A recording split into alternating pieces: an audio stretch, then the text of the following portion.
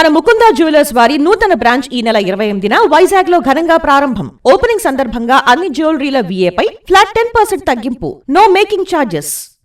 Israel America బలగాల భీకర దాడులకు అట్టుడుగుతున్న ఇరాన్ ప్రతిదాడులకు విస్తరిస్తోంది. గల్ఫ్ దేశాలపై మిజైళ్లు, డ్రోన్లతో దాడులు చేస్తుండగా తాజాగా పొరుగు దేశం అజర్బైజాన్పై డ్రోన్లను పంపించింది. అటు ఒమన్లోని పోర్టుపైన దాడి చేసింది. మరోవైపు హిందూ మహాసముద్రంలో తమ నౌకపై దాడికి ప్రతీకారం తీర్చుకుంటామని ఇరాన్ హెచ్చరించింది.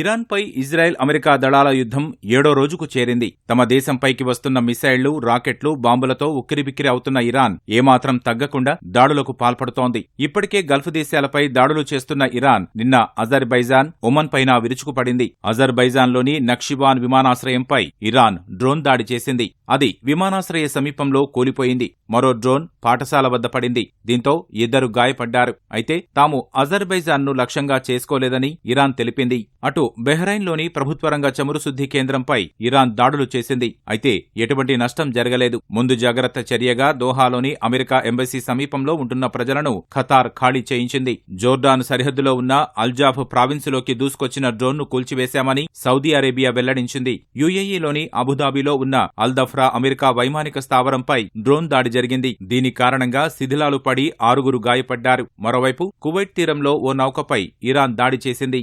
మరోవైపు దాడుల కారణంగా ఇప్పటిదాకా ఇరాన్లో 1230 మంది మరణించారు. వేలాది మంది గాయపడ్డారు. రోజు వేల మంది టెహ్రాన్ నగరాన్ని వీడి వెళ్లిపోతున్నారు. అటు సుప్రీం లీడర్ అయతుల్లా ఖమేనీ వారసుడిగా ఇంకా ఎవరిని ఎన్నుకోలేదని తెలుస్తోంది. ఇంకా ఆ ప్రక్రియ కొనసాగుతోందని సమాచారం. ఐరిస్ దేనా 75 నౌకను ముంచడం ద్వారా అమెరికా దారుణ నేరానికి పాల్పడిందని ఇరాన్ విదేశాంగ శాఖ మంత్రి అబ్బాస్ అరాక్చి వ్యాఖ్యానించారు. అమెరికా త్వరలోనే ఘోరంగా చింతించాల్సి వస్తుందని ఆయన స్పష్టం చేశారు. అయితే ఇరాన్ నుంచి క్షిపణులు, డ్రోన్ల ప్రయోగాలు తగ్గాయని అమెరికా, ఇజ్రాయెల్ సైనికాధికారులు తెలిపారు. బాలిస్టిక్ క్షిపణులు, లాంచర్లు, డ్రోన్లు తగ్గిపోయాయని వెల్లడించారు. ఇరాన్ దాడులు తగ్గిన నేపథ్యంలో దేశమంతా నిబంధనలు కొంత సడలిస్తున్నామని ఇజ్రాయెల్ ప్రకటించింది.